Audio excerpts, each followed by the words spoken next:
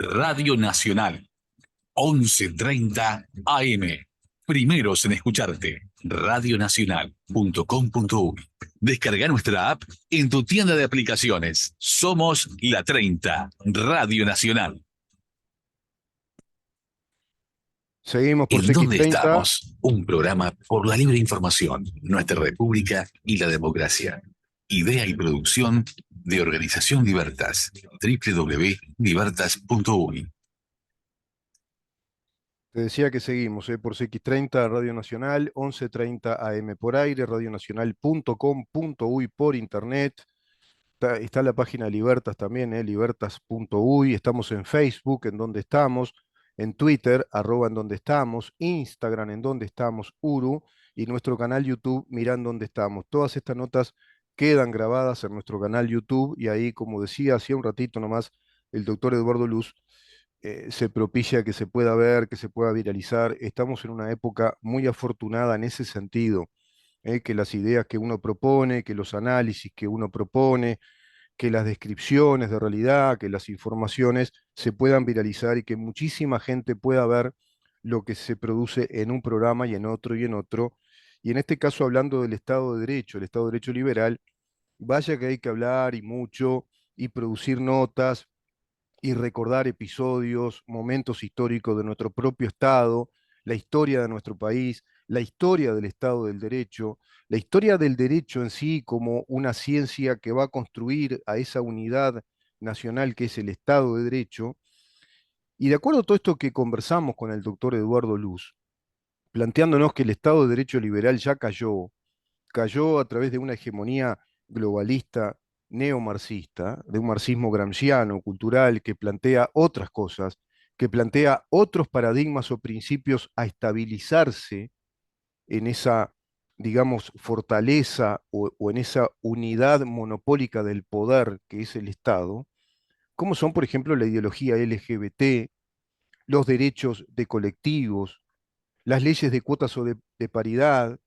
Todo eso desobedece abiertamente, es decir, no reconoce, incluso desconoce, mejor dicho, al principio de igualdad ante la ley, la isonomía jurídica, que fue el principio pilar, uno de los pilares para construir el Estado de Derecho liberal que pueda cobijar nuestras libertades individuales. Porque las libertades, como están consagradas en el artículo 7, que es básicamente lo primero que reconoce un Estado de Derecho liberal, es la vida, es lo primero que reconoce, que somos un ser vivo, único, irrepetible, y esa vida es la que va a ser protegida en su libertad, en su honor, en su seguridad, en su capacidad de trabajo y en su propiedad. Esa vida tiene propiedades, tiene elementos, características, tiene cosas propias, propiedades intelectuales, propiedades emocionales, propiedades vivenciales, experienciales, propiedades físicas, propiedades patrimoniales, propiedades económicas. Todo eso dice el artículo 7 de la más pura estirpe liberal, desde ese concepto original, constructor de un estadio, si vos querés, o un momento cultural de la humanidad. Un estadio cultural, político, filosófico y jurídico de la humanidad. Y todo eso tiene que ver con la filosofía del Estado de Derecho. La razón de ser del Estado empieza a nutrirse de esos elementos para que pueda persistir ese Estado que cobija nuestras libertades, para que pueda ser sustentable y perdurar en el tiempo. Eso es ser sustentable, es decir, cumplir con su propósito, perdurando en el cumplimiento de su propósito, ser efectivo y eficiente en el cumplimiento de su propósito, vale decir, cobijar, proteger y propender al desarrollo de las libertades individuales, la libertad de pensamiento, fíjate vos, la libertad de pensamiento, la libertad del desarrollo del consciente intelectual, la libertad de asociación, la libertad de expresión, la libertad política, la libertad de prensa, la libertad psicomotora, la libertad de emprendimiento. Todas las libertades la libertad educativa. Todas las libertades pueden ser cobijadas eficientemente, de modo perdurable, eso es la sustentabilidad del Estado de Derecho liberal, si se aplica, si se reconoce permanentemente el principio de igualdad ante la ley. Y si se aplica reconociéndose como elemento integrante de ese Estado de Derecho un proceso con las debidas garantías, como lo establecen los artículos 12, 13, 14, 15, acá, marcalo, acá en rojo, 16, marcalo, artículo 22, marcalo, y artículo 23, marcalo con marcador, amarillo, anaranjado, como quieras, de la Constitución de la República.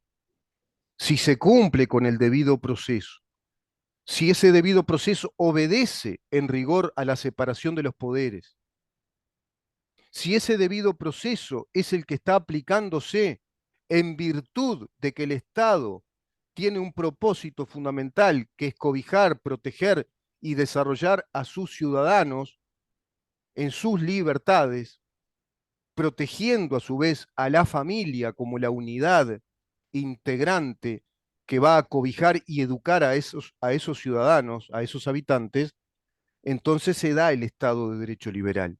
Pero si a eso se lo perjudica, se le desconoce su principio funcional, si no se aplican esos principios de igualdad ante la ley, de la separación de poderes, el debido proceso, los derechos fundamentales establecidos en el artículo 7, que el príncipe, en definitiva, tomando la terminología de Maquiavelo, el príncipe que nos gobierna es el Estado de Derecho.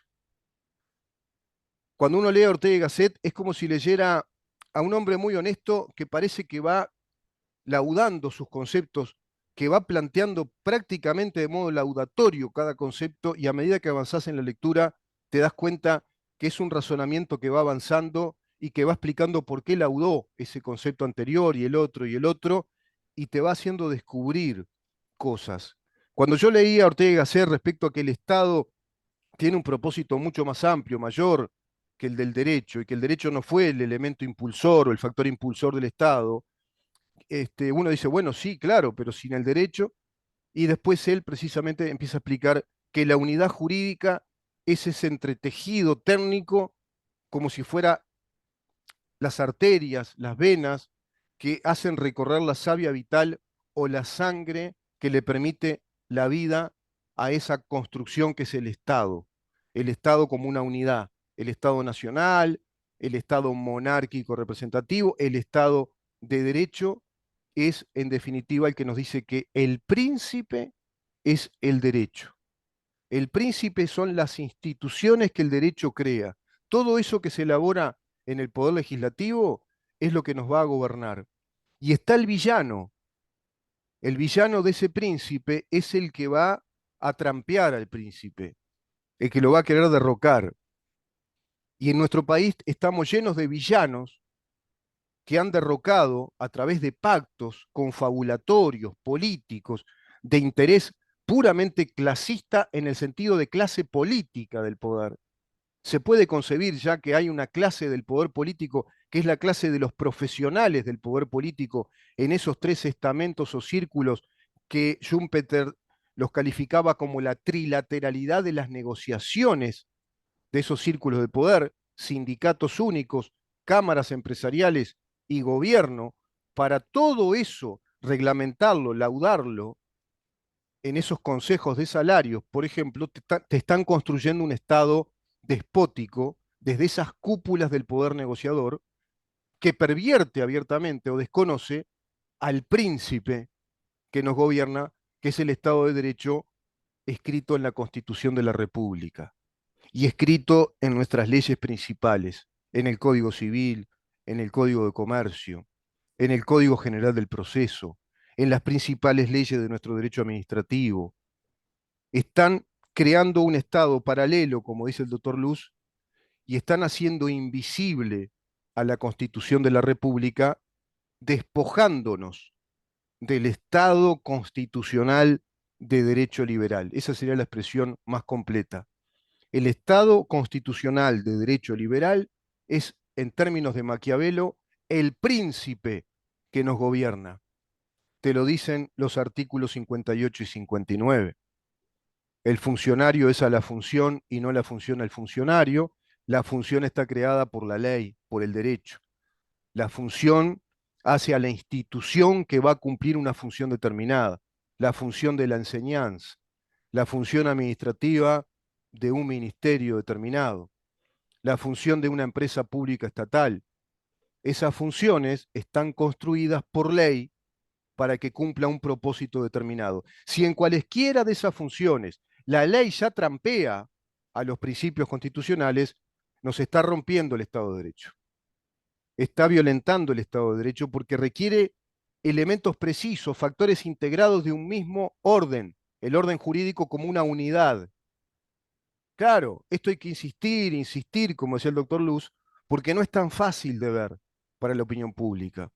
Pero si vos tenés un Estado que te dice que hay derechos de género, derechos de colectivos de género, si te dice que tenés tipificaciones penales de género, y todo eso conlleva un presupuesto nacional, hay que tener recursos económicos para montar oficinas, para montar una infraestructura de juzgados especializados en esos derechos de género, fiscalías especializadas en esos derechos y en esos delitos de género.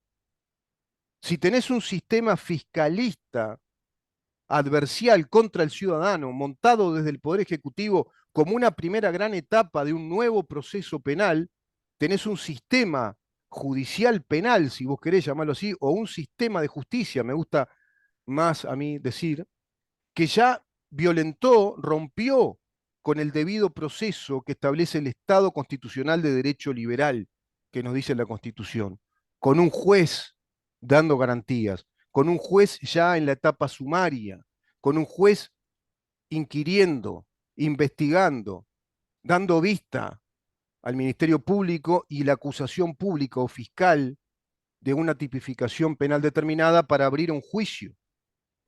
Todo eso que no ocurrió, por ejemplo, en el caso Penades, que ocurrió todo lo contrario. Y ahí está, sigue dando vueltas con una fiscal que sigue investigando en un trámite de naturaleza administrativa dentro del Poder Ejecutivo y no del Poder Judicial. Imagínense los miles y miles y miles de ciudadanos que están expuestos a estos disparates fiscalistas sin que nos enteremos, con fiscales que tienen plenos poderes para decidir qué preguntan, qué no preguntan, qué investigan, qué investigación quieren hacer, cuál no, cómo dirigir a la policía que está al servicio de esas investigaciones, esa policía que detiene a determinados delincuentes y al rato los ve sueltos porque al fiscal o a la fiscal se le ocurrió que no hay prueba suficiente, que no hay mérito para seguir investigando. Todo eso es un Estado de Derecho inexistente, según nuestra Constitución. Es un Estado que ya no está. Siquiera podemos hablar del Estado fallido. Es un Estado que no se aplica directamente, pero que tiene una fachada, tiene un camuflaje de Estado de Derecho liberal. De liberal ya no tiene nada hace mucho tiempo Uruguay, hace muchísimo tiempo. Pero en estos tiempos últimos, en estos últimos 15 años precedentes a este gobierno, y estos 4 años, incluido este gobierno, se ha profundizado un modelo neoconstitucionalista y marxista de un Estado social de derecho, no un Estado de derecho liberal. Estamos viviendo un Estado ya socialista con un perfil neomarxista o de marxismo gramsciano cultural. ¿Se van dando cuenta? Entonces, en tanto no se hable de esto, todo debate pasa a ser, al menos para los que tenemos esta visión de las cosas, esta perspectiva, la peor versión de la ciudadanía envuelta en discusiones falaces de si la SAFAP sí o no desde la Constitución, disparates, aberraciones, carentes del mínimo sentido, pero no común, del mínimo sentido de razonamiento, del mínimo uso crítico de razón. Si vamos a entrar a discutir en un plebiscito si hay que combatir la usura, legislando las tasas de interés, poniéndoles un tope máximo y planteando una legislación de condonaciones de deuda desde la Constitución, estamos en el disparate mayúsculo.